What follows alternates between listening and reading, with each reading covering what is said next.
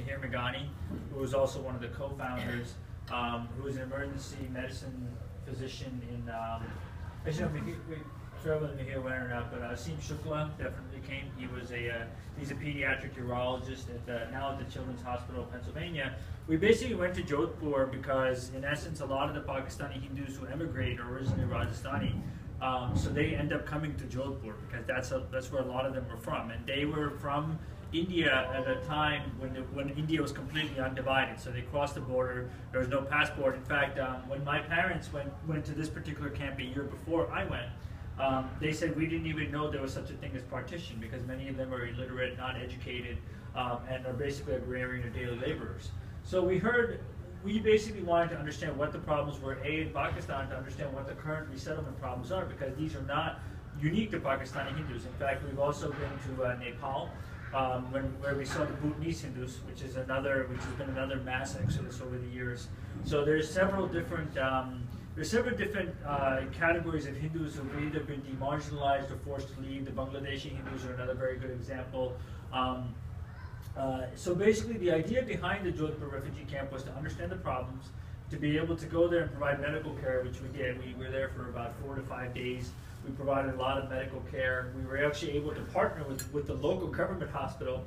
So we were actually, for a lot of our advanced imaging, et cetera, we were actually able to send them all to the government hospital. It turned out that the gentleman in charge of the government hospital didn't really even know the refugee camps were there. So he created a whole infrastructure, kind of a mobile van apparatus, so that they would be able to go to the refugee camps.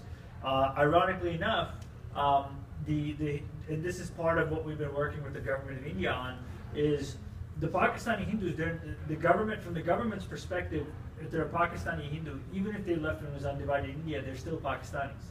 So therefore, there's always a little bit of that stigmata that's associated with that, which it looks like the current administration has been definitely more interested in trying to address. So we created a fund for Pakistani Sindhi Hindu refugees. There's one on the HAF website. There's also a Hindu Heritage Endowment Fund, which I run with one of my brothers. We work with many Sindhi groups on the ground. I could name 20 organizations that we work with. We provided donations for Army grade tent for the new refugee arrivals, because this is one of the issues that we saw, was there was like a lack of basic housing and a lack of basic sanitation. So we've also been working with other sanitary organizations to be able to create, temporary temporary toilets, etc. We're also working to build an existing advocacy movement on the ground. There's only been really 4 to 5 people in this group who have been both educated and empowered enough in order to be able to go to both the local and the national government in order to try to plead for rights for these people. And identifying other local groups on the ground who are able to collaborate, who have interest on this issue. And we've gotten a lot further than we were 2 or 3 years ago. I'm going to turn it back to talk about this book. Yeah.